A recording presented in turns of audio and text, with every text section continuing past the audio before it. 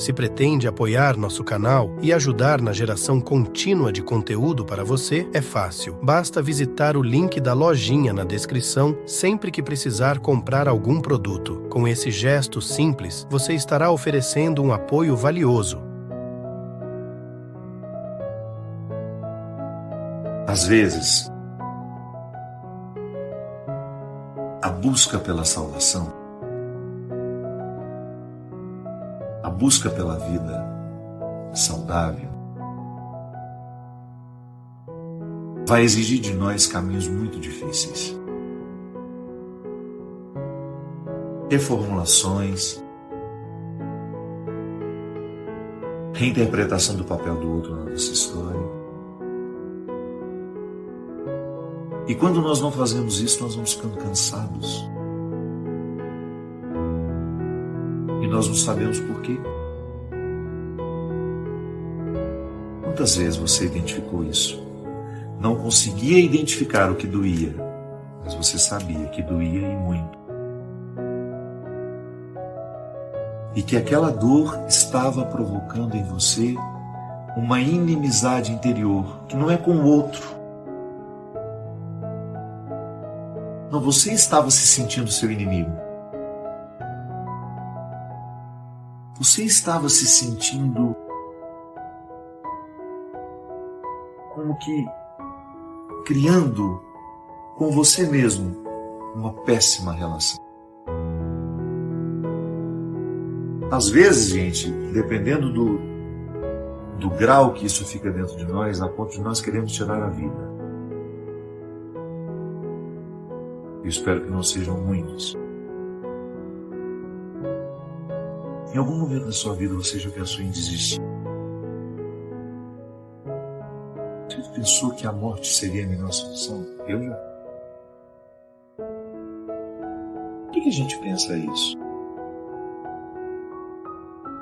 Porque nós esgotamos as nossas reservas. Nós esgotamos a nossa serotonina, nós esgotamos a nossa dor, nós esgotamos todas as químicas do bem-estar, os nossos estilos de vida,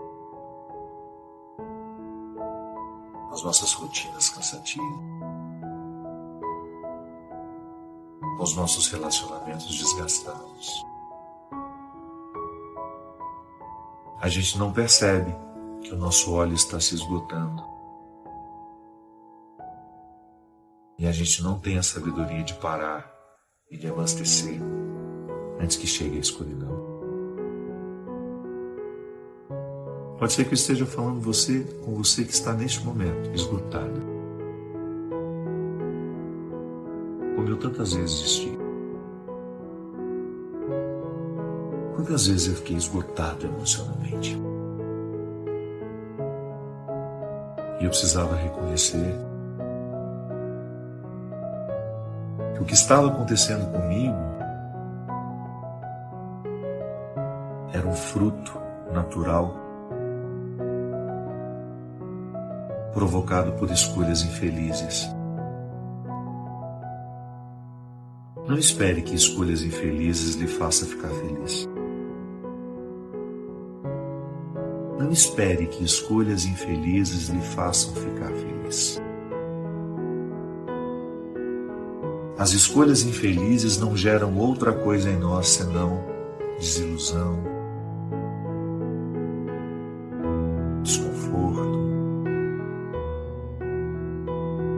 aquela sensação ruim de que você não está morando do jeito certo em si.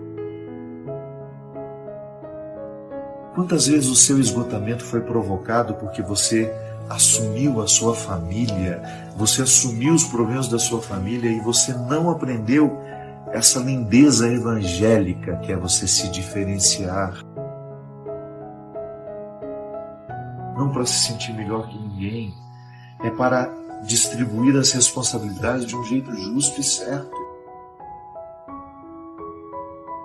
Eu amo a minha família, eu amo os meus irmãos, mas eu não sou responsável pelos problemas deles.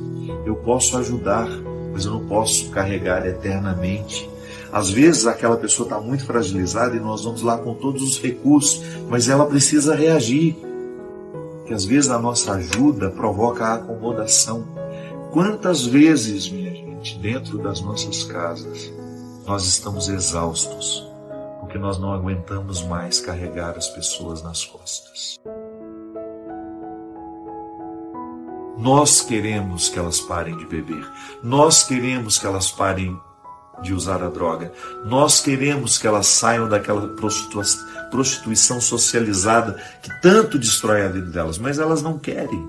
Elas não fazem a mesma escolha.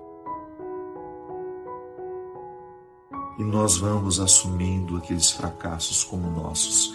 E nós vamos dividindo o nosso óleo e daqui a pouco nós não temos mais para continuar a estrada.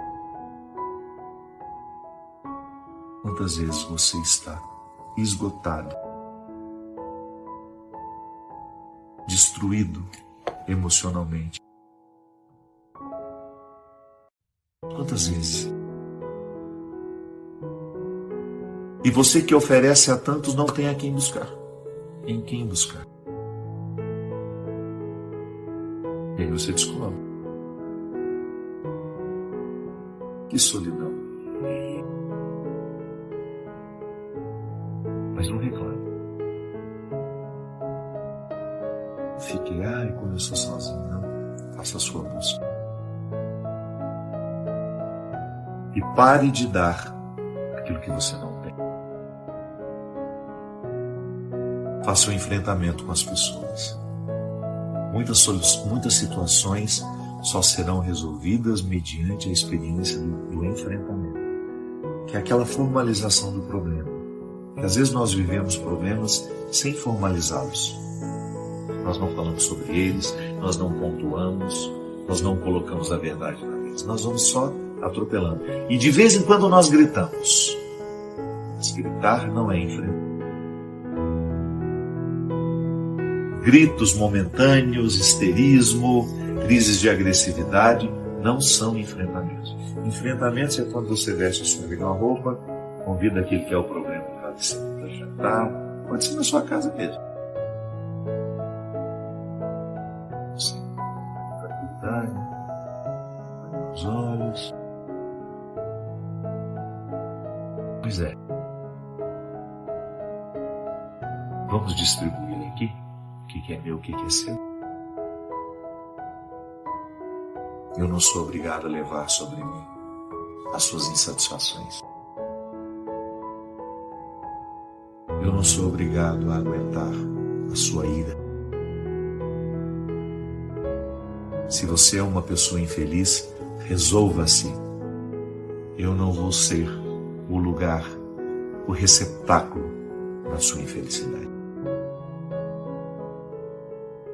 Porque eu estou aqui tentando ser feliz e a sua infelicidade sendo jogada sobre mim o tempo todo é um obstáculo à minha felicidade. Eu tenho uma vida só.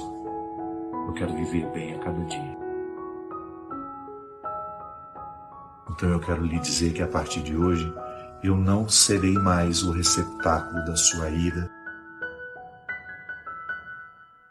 da sua infelicidade. Eu estou com você para o que precisar,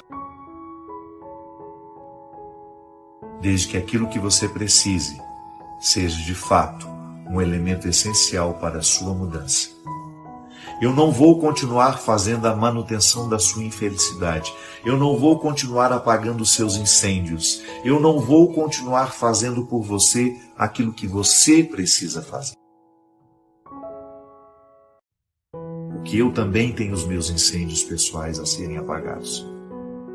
Eu não vou ficar pagando as suas dívidas enquanto você gasta irresponsavelmente.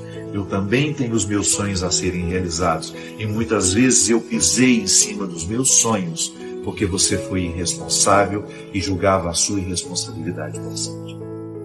Eu não farei a manutenção daquilo que em você é doentio. Eu não vou pagar a fatura da sua imaturidade emocional, porque eu não tenho obrigação. Embora nós tenhamos o mesmo sangue, embora estejamos casados, embora sejamos irmãos uns dos outros, eu não tenho a obrigação de ficar pagando aquilo que você não pagou diariamente. Isso, enfim. E com serenidade, sem gritar, mas com autoridade. Eu sei que na cabeça de muitos de nós a autoridade é grito. Não. A autoridade é firmeza na voz, é decisão. Quando o outro percebe que nós estamos decididos a não ficar dividindo mais o nosso óleo e ficando no meio do caminho como ela fica, como ele fica, ele tende a acordar. E muitas vezes os mecanismos doentios são mantidos por nós. O outro só dança, mas quem está tocando a flauta somos nós. Eu sei que é cruel. Você acha que é fácil para mim? Quantas vezes eu precisei admitir isso? Que para muitas pessoas que dizem me amar, eu não passo de um caixa eletrônico. E com o tempo eu fui perdendo a culpa de dizer não. Não tem obrigação. A vida é sua. Eu também não tive a oportunidade. Eu busquei por elas. Por que você não pode buscar? Você não é doente? E se você está inventando doença para se livrar, porque isso também é comum. Algumas pessoas ficam inventando doenças para poderem ser eternamente cuidadas, eternamente socorridas durante o processo. Olha, eu estou a caminho e o meu azeite está terminando. Eu estou aqui, mas o meu azeite não dá para ir até ali na frente. Por favor, pelo amor de Deus, não estou muito doente, me ajude. Não. Somos. Não devemos, em hipótese alguma, fazer a manutenção da preguiça alheia. Não podemos, em hipótese alguma, assumir esse papel desconfortável de ficar pagando a fatura da imaturidade dos que não querem crescer. Tem o mesmo sangue que você? Tem. Mas às vezes não tem amor nenhum. Não tem vinho. Só lhe enxergam como um lugar para a satisfação de desejos, de necessidades, de carências. Às vezes você passou a ser um objeto há muito tempo. E isso não é dignidade. Isso não é cristão. Não é o que Deus pede de nós. Definitivamente não é o que Deus pede de nós. Eu sei que às vezes nós fomos criados assim, para oferecer o que não temos. Deus não pede isso de nós. Sejamos solidários, sejamos amorosos, mas nunca percamos de vista que antes de oferecermos aos outros, nós precisamos oferecer a nós. E que não é justo, em hipótese alguma, dar os mais. Busque as suas reservas. Intensifique a sua vida espiritual para você continuar tendo a alegria de ser quem você é. E quando o outro realmente precisar da sua ajuda, você ter condições de ajudar e sem sentir que para ajudar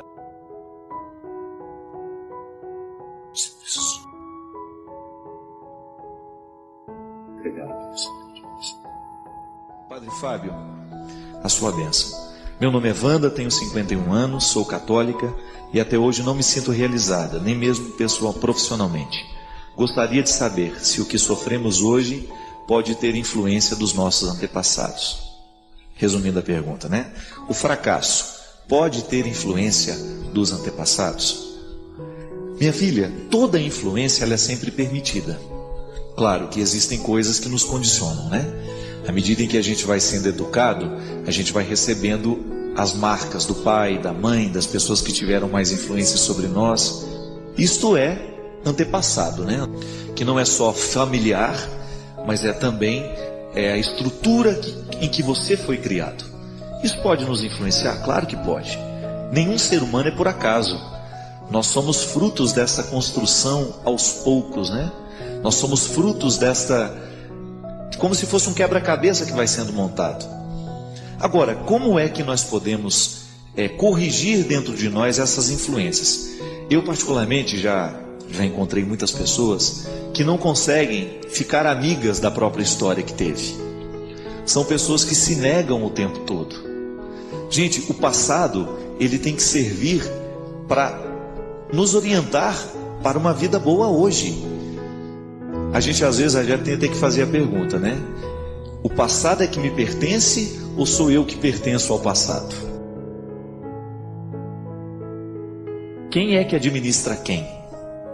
Sou eu que estou administrando o passado ou é o passado que está me administrando? O grande problema da influência dos antepassados, e sobretudo as negativas, porque a gente só lembra as negativas, né? Dificilmente você vê uma pessoa celebrando os antepassados com alegria. Pô, foi tão bom aquele tempo, a influência daquele avô, a influência daquela professora. Geralmente a gente se recorda das influências que foram ruins, porque o ruim é aquilo que está fora do lugar, né? Então, reconciliar-se com este passado é tão importante porque o dia de hoje, ele depende dessa reconciliação. Eu gosto, já dei esse exemplo aqui uma vez, vou voltar a falar disso. Eu não suporto papel jogado dentro do carro. Eu sou quase neurótico com isso, né? O meu carro está sempre com tudo dentro do lugar, porque aquilo me irrita. Você entra dentro de carro, organizador de evento, então é uma tristeza. Você entra, tem 400 mil cartazes lá dentro, você não tem nem como entrar a pessoa. Ainda quando põe aquele cachorro com a cabeça para fora, que ele é pior ainda, né? Um carro desorganizado, um quarto desorganizado, vou dar o exemplo do carro. Se eu entro dentro do meu carro e existem coisas jogadas ali, tem uma garrafa d'água que eu tomei semana retrasada. A bichinha está jogada ali no canto, não teve uma boa alma para tirar e jogar fora. Aí tem uns chicletes que você chupou, mastigou 300 vezes, 400 vezes, você gruda ele debaixo. Tem gente que faz isso. Amanhã eu continuo ele. Tira, guarda, amanhã você continua. Tem prestação vencida de 4 meses atrás, está lá dentro ainda. Você pagou, naquele dia que você pagou, você não tirou do carro. Começa a lembrar. Tudo aquilo que está dentro do seu carro que é antepassado. Faz parte de um tempo que não é hoje. Minha gente, é impossível a gente se sentir bem num ambiente que está marcado por descuido, por situações que já deveriam ter sido cuidadas. Eu não dou conta de ver uma garrafinha de água que já foi bebida há mais de 4 dias atrás e ela ainda continua vazia, julgada ali no lugar onde deveria estar limpo. Na nossa vida afetiva é a mesma coisa, não é diferente. Se a gente não organiza os sentimentos de hoje, é bem provável que daqui 3, 4 meses isso venha nos fazer mal. É como a digestão, a gente tem que fazer a digestão emocional também das coisas. A influência do antepassado sobre nós, ela vai acontecer à medida em que a gente não der um jeito na limpeza dessa história, entendeu? Como é que eu poderia, por exemplo, me sentir condicionado por aquilo que o meu pai fez de errado na vida e que repercutiu dentro de mim? Não é meu caso, estou dando exemplo. Digamos que você teve um problema, o seu pai apanhou demais do pai dele e trouxe essa marca para o jeito dele de ser seu pai. Então você viveu essa marca negativa. Olha, minha gente, a pior coisa que tem é quando nós nos acostumamos com os nossos defeitos. Quando a gente já não tem mais disposição de mudar. Aquela pessoa que feriu a vida inteira, que foi grosseira a vida inteira, e que não admite a possibilidade de ser dócil. Quando ela vive para machucar todo mundo que está do lado, você conhece gente assim. Ou às vezes você reconhece que você é assim. Ou aquela pessoa invejosa que não é capaz de ver absolutamente nada de positivo no que o outro faz, só fala em primeira pessoa o tempo todo, eu fiz isso, eu fiz aquilo, e não consegue reconhecer valores no outro, só é capaz de abrir a boca para apontar os defeitos. É terrível quando nós descobrimos que nós assumimos uma postura mortal. Porque isso é terrível. Uma coisa é você ter um pecado, você cometer uma atitude pecaminosa. Outra coisa é você se transformar num pecado. E muitas vezes isso acontece. Quando eu me transformo numa pessoa que faz que tem como combustível o pecado. Eu só ajo a partir do meu pecado. É o meu pecado que me impulsiona. É aquilo que a gente dizia. É quando nós percebemos que Deus já não está tendo mais chance na nossa vida. Quando nós percebemos que nós já perdemos, que já estamos longe do objetivo que Jesus colocou diante dos nossos olhos, que é a vida de santidade. O que é a vida de santidade? Vida de perfeição, mas o que é essa perfeição? É a harmonia interior que todo ser humano precisa ter, para ser leve no dia a dia, para dar conta da vida, para ser capaz de conviver com as pessoas, sem julgar nela todos os espinhos que fazem parte de nós. É igual o porco-espinho, né? O porco-espinho sabe que ele tem espinhos pelo corpo. E cada vez que ele se aproxima, é a primeira coisa que ele solta, é o espinho que tem. Nós muitas vezes agimos assim. E aí nós nos transformamos no pecado que a gente comete. Isso é terrível. É por isso que a gente precisa ter essa simplicidade. De todos os dias a gente voltar a tomar consciência de quem nós somos. O que nós estamos fazendo com aquilo que nós somos? Quem a gente pode ser? E o que a gente está fazendo para poder chegar àquilo que a gente pode ser? Lembra que a gente falou que era um processo? É como uma caminhada. Eu estou aqui, preciso chegar aqui. Eu tenho metas, eu preciso ter metas. Eu não vou chegar aqui se eu fico parado o tempo todo aqui. É por isso que nós temos, não importa o tanto de defeito que a gente tenha. O que importa é o que a gente está fazendo com os defeitos que nós temos. É isso que vai distinguir uma pessoa das outras. Eu que vivi o tempo todo, né? Boa parte da minha vida eu vivi dentro do seminário. E eu posso dizer para vocês da minha experiência pessoal. Hoje, com a vida que eu estou vivendo hoje, com tudo aquilo que me aconteceu, com tudo aquilo que Deus me permitiu viver e experimentar, eu olho para algumas posturas minhas do passado que eu me envergonho. Eu fico muito envergonhado. Eu fico pensando, oh meu Deus, como é que eu consegui agir daquele jeito? Como é que eu consegui acreditar que aquele jeito de ser era correto? Como é que eu podia descobrir, como é que eu podia conceber um jeito de ser padre, um jeito de ser seminarista, um jeito de ser religioso naquela época? E hoje, minha gente, eu não tenho medo mesmo. Eu preciso dessa coerência. Eu preciso buscar o tempo todo esclarecer diante do meu contexto, que não é fácil. Eu tenho um contexto de vida extremamente complexo. Tem muita gente ao meu redor. Eu trabalho com muita gente. E nós precisamos o tempo todo clarear as nossas intenções. Graças a Deus eu estou rodeado de pessoas que estão muito comprometidas com o meu jeito de ser padre. É o jeito que eu tenho de sobreviver, de não cair, de não me perder. Mas você também vive a mesma dificuldade que eu. Num contexto diferente, numa realidade diferente, mas você também precisa ter a sua coerência. Como pai, como mãe, como irmão, como filho, como amigo. Não há ser humano neste mundo que esteja livre de buscar essa coerência. Toda vez que você quiser acessar a Deus, acesse-se. A única pessoa que pode, de fato, colocar um obstáculo entre você e Deus é você. Sendo você um lugar onde Deus habita, da mesma forma como Ele me habita. Ele é tão grande que Ele habita todos os lugares, sem perda, sem estar mais, sem estar menos. Você poderia dizer, Padre Fábio, mas Ele está mais no Senhor do que em mim. Não. Ele está na mesma proporção.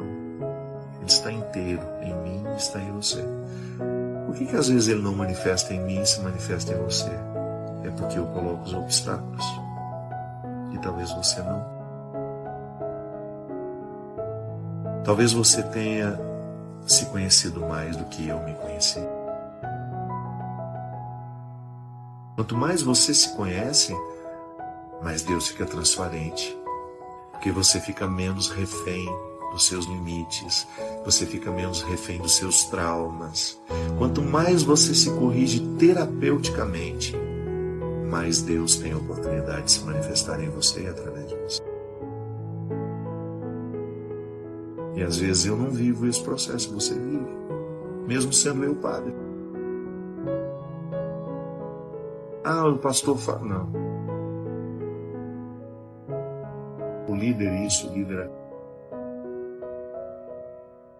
Qualquer liderança religiosa que queira colocar um obstáculo entre você e Deus, não acredite. A única pessoa capaz de realmente colocar um obstáculo entre você e Deus é você. Eu quero lhe pedir que hoje você tome consciência de que o seu corpo é um lugar onde a bondade habita. Mesmo você tendo sofrido tanto, mesmo você já tendo provocado tanta maldade no mundo, você continua sendo o território da bondade. Casa. Permita que a bondade visite o mundo através do seu corpo.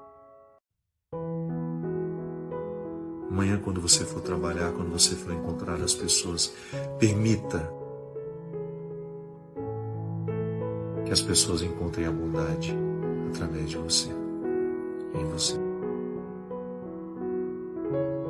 Permita que Deus ande pelo mundo através do seu corpo. Permita que Deus cure o mundo através dos seus gestos. Pense nisso. Nesses braços, nessas pernas, nessa boca, nesses olhos, nessa cabeça, Deus mora. Isso é lindo, minha gente. A gente viva isso. Nós somos um instrumento da paz. Nós somos um instrumento do amor. Nós somos um instrumento da verdade. Fazei-nos, Senhor, mas nós já somos. Só precisa acordar essa vocação que está em mim, que está em você. E volto a dizer, sempre que você for visitada pelo pessimismo, de achar que Deus prefere o outro, prefere estar no outro, a estar em você,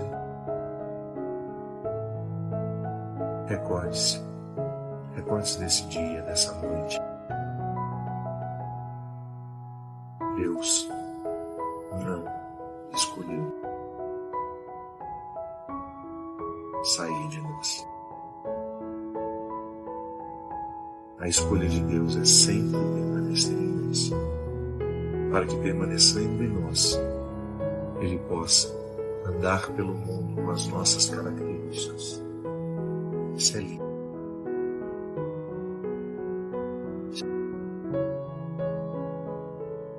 Deus tem uma forma muito particular de estar no mundo. através das suas características. Deus visita o mundo através da sua idiosincrasia. Deus visita o mundo a partir do que é próprio seu. Então, há detalhes dele que eu não posso mostrar ao mundo. Só você pode. Não se despreze, lembre sempre disso. Há uma face de Deus que só eu posso mostrar ao mundo. Há uma face de Deus que só você pode revelar.